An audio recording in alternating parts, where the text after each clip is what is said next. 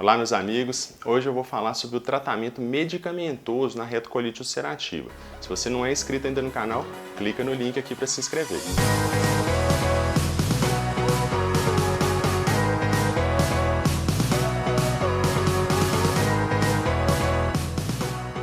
Bem, a retocolite ulcerativa é uma doença inflamatória intestinal. Significa que existe uma inflamação em algumas partes do intestino e ela precisa ser tratada. Se não for tratada, ela vai evoluir com sintomas e, além disso, tem um risco aumentado de câncer. Então, a gente tem que tratar a doença. Só que não existe um tratamento curativo com medicamento. E só por aí a gente já nota que não é um tratamento simples. Não é uma coisa que a gente vai tratar e resolver de uma vez. Então, por isso, é muito importante um tratamento multidisciplinar. Em geral, é recomendável que exista um gastroenterologista, um coloproctologista e, se necessário, outros profissionais acompanhando também. O tratamento é dividido em duas fases, uma fase de indução da remissão e uma fase de manutenção da remissão. Isso significa o quê? Que a doença, muitas vezes ela vai estar ativa quando a gente entrar com a medicação e nós vamos iniciar um tratamento. Esse tratamento visa induzir a doença a ficar quieta, ficar em remissão, não ter inflamação. E a remissão a gente vai considerar a cura da mucosa, ou seja, a região tem que cicatrizar e não só a melhora dos sintomas. Então, muitas vezes a gente vai ver no consultório alguns pacientes que suspendem o tratamento porque não estão com sintomas. Isso não significa que a doença não esteja ativa e, além de tudo, aumenta o risco de a doença reativar. Então, mesmo que ela esteja em remissão, a gente vai ter que manter a remissão. E é aí que entra a segunda parte do tratamento, que é a manutenção da remissão. Existe uma terceira fase do tratamento, seria o tratamento de resgate. E esse tipo de tratamento a gente só vai fazer quando a doença já não responde mais à terapia. Mas o foco do tratamento seria nessas duas fases iniciais. Então a gente sempre vai ter essas duas fases. A gente está com a doença ativa e quer que ela entre em remissão, e se ela estiver em remissão, a gente quer manter daquela forma. Então vamos dar uma olhada nos tratamentos. Para isso, a gente precisa saber como é a manifestação da doença. O tratamento não é sempre igual. Então, se a gente tem a doença acometendo só a região do reto, só o cólon esquerdo ou todo o cólon, isso vai mudar muito no tratamento. E, além disso, também a forma de apresentação. A mucosa pode ter lesões que são leves, moderadas e graves. Então, isso vai definir como que a gente vai tratar também. Como que é feito o tratamento? Então, nós temos algumas opções. A gente pode tratar por via retal, por via oral ou por via venosa ou injetável. Isso vai depender, como eu disse, de como a doença está se manifestando. Como eu falei no vídeo anterior, a resposta ao tratamento da retocolite ulcerativa é muito variável. Tem pessoas que respondem e tem pessoas que não respondem. E das que respondem, a resposta pode ser boa ou ruim. Então, para a gente definir uma falha de tratamento, para a gente falar, ó, não deu certo, vamos trocar, isso pode demorar de 2 a 17 semanas. Então, a gente tem que ver o perfil de resposta do nosso paciente para saber como que a gente vai conduzir o tratamento dele. Então, no caso das proctites ou retites, que são inflamação apenas da região do reto, nesse caso o tratamento preferencial seria o tratamento local, por via retal. Então a gente tem algumas opções, principalmente os supositórios. A principal opção de tratamento que a gente tem seria o uso do supositório de mesalazina. Ele tem de 1 ou 2 gramas. Uma vez introduzido, a pessoa deixa ele ali que ele vai atuar. Além disso, a gente também tem os supositórios de corticoide, só que, em geral, a resposta é melhor com a mesalazina, seria a primeira linha de tratamento. Em alguns casos muito específicos, pode ser necessário associar a medicação via oral, especialmente se não houver resposta completa ou se a pessoa tiver uma intolerância à medicação ali. No caso da doença que acomete o cólon esquerdo, ou seja, o reto, o sigmoide, o cólon descendente, nesse caso o supositório ele não chegaria onde ele precisa. Então a gente pode usar alguns tipos de apresentação que podem ser o enema, que seria um líquido, ou a espuma de mesalazina. Uma vez introduzida no reto, ela vai subir e vai atuar em toda aquela região. Nesses casos, a gente tem a opção também de associação com via oral. A resposta do tratamento combinado ela é melhor.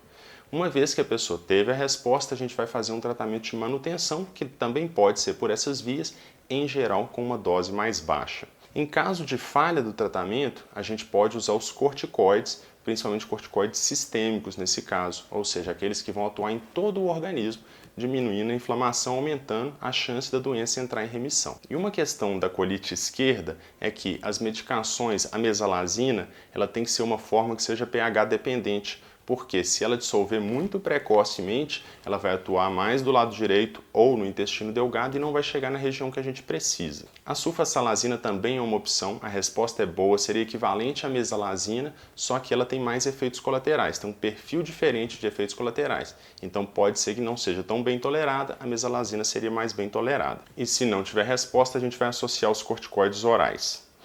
E no caso da pancolite? Então o que é a pancolite inicialmente? Pan significa todo. Então a pancolite seria o acometimento de todo o intestino grosso, mas não necessariamente. Então a gente considera como referência o ângulo esplênico. Ângulo esplênico seria aquela região do intestino que fica próxima do baço, do lado esquerdo. Uma vez que a doença passou desse limite, a gente já considera ela uma pancolite, uma doença extensa. No caso do tratamento da pancolite, a gente tem que usar medicação via oral. Como eu disse, o tratamento combinado retal e oral seria o mais eficaz. A gente vai usar, em geral, a mesalazina e, nesse caso, também seria o enema ou a espuma. Em geral, a gente vai ter uma resposta com até 8 semanas do tratamento. Então, se a gente não tiver essa resposta, nós temos que observar para ver se não é uma falha de tratamento. Algumas pessoas podem ter sensibilidade, ou seja, a mesalazina vai causar sangramento, piora do quadro. Nessas pessoas a gente pode usar os corticoides tópicos, corticoides retais. Um dos corticoides que tem sido muito estudado seria a budesonida. Qual que é a vantagem dela em relação aos corticoides sistêmicos? Que ela tem um efeito de primeira passagem mais importante.